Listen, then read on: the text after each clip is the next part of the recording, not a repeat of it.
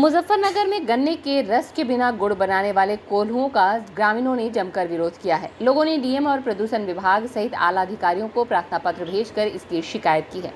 मामला मुजफ्फरनगर बुढ़ना तहसील क्षेत्र के गांव खरड़ का है, जहां ग्रामीणों ने गन्ने के रस के बिना गुड़ बनाए जाने पर कोल्हुओं का जमकर विरोध किया और आला अधिकारियों को प्रार्थना पत्र भेजकर कोल्हुओं को बंद कराए जाने की मांग की है। ग्रामीणों का आरोप है कि कोल्हुओं में केमिकल के द्वारा बिना गन्ने के रस के गुड़ बनाया जा रहा है, जो मानव जीवन के लिए घातक है। गांव में एक नहीं, दो नहीं, बल्कि सैकड़ों की संख्या में अवैध रूप से गुड़ बनाने का काला कारोबार चल रहा है, जो मानव जीवन के लिए बेहद घातक है। अब देखने वाली बात यह होगी कि कब तक इन जहरीले केमिकल युक्त कोल्हुओं पर कार्रवाई होती है। स्ट्रीट बस के लिए मुजफ्फरनगर से नूर मोहम्मद की रिपोर्ट। आपका नाम? मेरा नाम ऋषिपाल आर्य, कहाँ के रहने वाले हैं आप? गांव खरड़।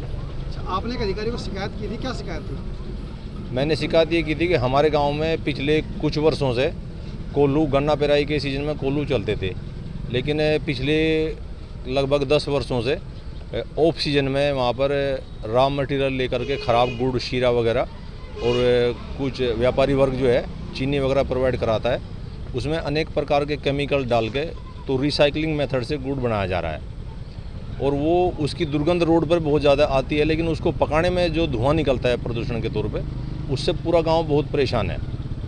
कई लोगों ने सामाजिक स्तर पे, क्योंकि ग्राम का माहौल ख़राब ना हो, ऐसा प्रयास किया कि उनसे निवेदन किया कि आप ऐसा ना करें, लेकिन उनको उसमें अच्छा लाभ प्राप्त होता है, अच्छी कमाई होती है। उन्होंने सारी बात को ताक पर रखे और सीना तानी करके उस चीज़ को लगातार चला रहे थे। इस वर्ष भी उनको ऐसा बोला गया कि हम पूरा प्रयास करेंगे कि ये भट्टियाँ ना चलें। बावजूद उसके उन्होंने फिर प्रयास किया और ये बोला कि आप लोग क्या कर लेंगे।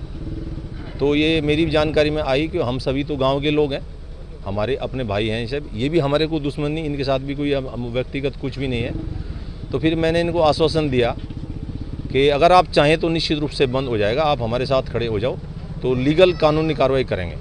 क्या अधिकारियों से क्या आश्वासन आपको मिला है? मैं एनजीटी में रजिस्ट्रेशन कराया केस, उन्होंने बोला कि आप अपने स्थानीय स्तर पर कार्रवाई कराइए और वहाँ से जो भी वो प्रक्रिया, जो भी एक्शन ले, आप उसकी हमें प्रतिलिपि दें, हम केस को फाइल करेंगे। तो मैं फिर अपना regional officer Uttar Pradesh pollution control board Muzaffarnagar, उनसे मिला। ऑनलाइन मैंने केस दर्ज कराया, ये 9 तारीख में। 8 तारीख में मैंने केस दर्ज कराया था और 9 तारीख में मैं उनके ऑफिस में फिजिकली मिला जाएगा, हार्ड कॉपी उनको दिया और उनसे निवेदन किया कि आप इस चीज़ को समझें। उसमें हमारे बड़े बुजुर्ग, बच्चे, आंगनबाड़ी केंद्र, प्राइमरी स्कूल, नज़दीक में इंटर कॉलेज भी है, तो बहुत बुरे तरीके से लोग प्रभावित हैं। कई लोग 50 साल की एज में अपनी आंखें खो चुके, कई लोग श्वसन तंत्र बहुत डिस्टर्ब है उनका। तो उन्होंने मेरे निवेदन को स्वीकार किया।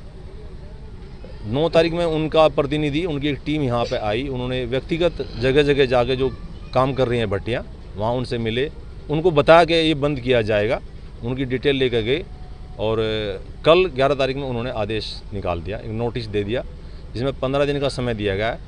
15 दिन में ये इन भट्टियों को यहाँ से शिफ्ट करें। किसी भी आवासीय परिसर, धार्मिक स्थान, अस्पताल, स्कूल, कॉलेज से 500 मीटर कम से कम दूरी रखी जाएगी और चिमनी की भूतल से ऊंचाई मिनिमम 10 मीटर होगी, तो ये चला पाएंगे। हमें इनसे कोई भी किसी प्रकार की दिक्कत नहीं है, बशर्ते कि मानकों का पालन करें।